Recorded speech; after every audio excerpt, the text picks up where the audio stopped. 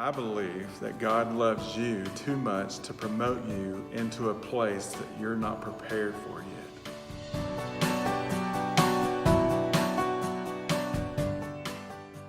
Hey, welcome to a video series that we're calling Living or Dying in the Gap. Have you ever went through this season in your life? You may be currently there now where you just feel numb, feel disconnected, you feel like nobody gets you, like when you pray, God's just too busy dealing with somebody else to deal with you. And maybe you're discouraged and maybe you've kind of lost hope to a certain extent, and maybe you even feel like maybe God has just disconnected himself from you. Maybe he took off to Disney World with, say, the world and left you at home to deal with everything by yourself, right?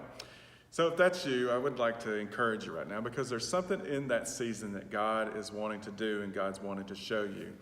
It could be that you're just too close to it to see it, and so sometimes it takes others to help encourage us along the way. I look at the story of Moses, and I look into Exodus chapter 3 in particular, because it is chapter 3, verse 2, that I see what I would like to be able to experience every day of my life. And that's when Moses was out watching the sheep. He turned the corner, bam, there was God in a bush, and it was burning, it was on fire, but it wasn't being consumed by the fire. And the voice of God said, I am the great I am. I'm going to take you over here. I'm going to go with you, so don't worry about it. Everything's good. Right? That'd be wonderful if that happened to us every day, but it doesn't. Especially in this season you may be in. But you got to remember that Moses was just coming out, he didn't even realize it, of a 40-year season that he had in the desert. And I'm not volunteering to go through that. I don't think any of us would.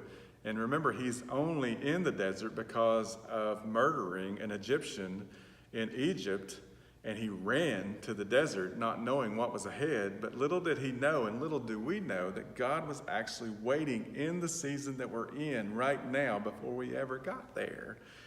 Because God is going to do something in your life like he did Moses to prepare him in that desert season, in that season of numbness and disconnectedness. He's preparing you, just like he did Moses, for something that he cannot see yet. He couldn't see that he was going to be leading millions of people out of Egypt. He could not see that he was going to be leading people out of bondage into freedom. He could not see the things, the plagues, the various things that God had in store, but God was using that season, that gap in his life, to prepare him to be the leader that he needed to be for that season that he couldn't see yet. And I believe that's you, and I believe that's me. Now, it could be that you're in this season right now that you're at a job that you hate. Maybe you're miserable. Maybe you're absolutely frustrated to no end over things right now.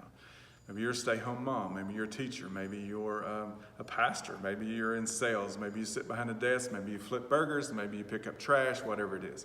I'm going to encourage you to do this.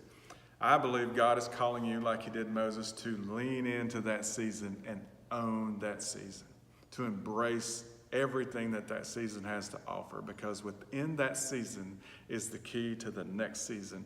And if we do nothing but curse that season that we're in, then we're going to miss it and we'll never make it to the next one. I believe that God loves you too much to promote you into a place that you're not prepared for yet. Did you hear me? I believe that God loves you and me too much to send us somewhere when we are not prepared to go there. But God is using this season that we're in right now to prepare it, and I pray that we don't miss it. So I encourage you today, lean in and allow God to do his perfect work in you right now, because the next season is going to be worth every second that we leaned into this season and bless the season that we're in currently.